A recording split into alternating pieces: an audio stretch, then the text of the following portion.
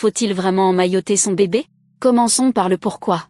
Emmailloter, c'est envelopper votre bébé dans un linge bien ajusté. Et si cette technique traverse les siècles, ce n'est pas un hasard.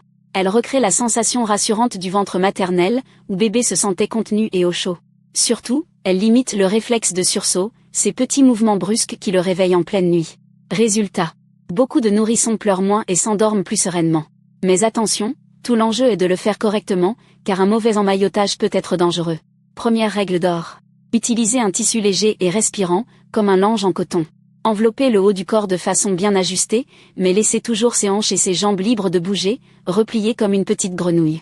Vérifiez que vous pouvez glisser 2 doigts au niveau de sa poitrine. Et surtout, couchez-le systématiquement sur le dos.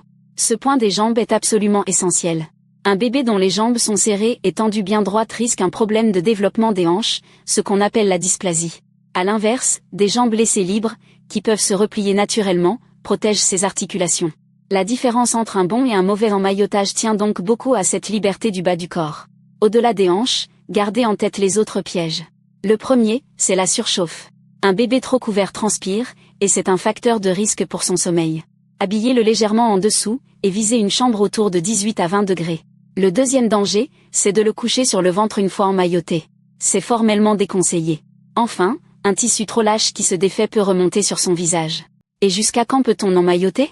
On peut commencer dès la naissance, lorsque le réflexe de sursaut est le plus fort. Mais il existe une limite à ne jamais dépasser. Dès que votre bébé montre les premiers signes qu'il cherche à se retourner, en général vers 2 à 4 mois, il faut arrêter immédiatement l'emmaillotage. Un bébé emmailloté qui bascule sur le ventre ne peut plus se dégager, et le risque devient réel. On passe alors à la gigoteuse.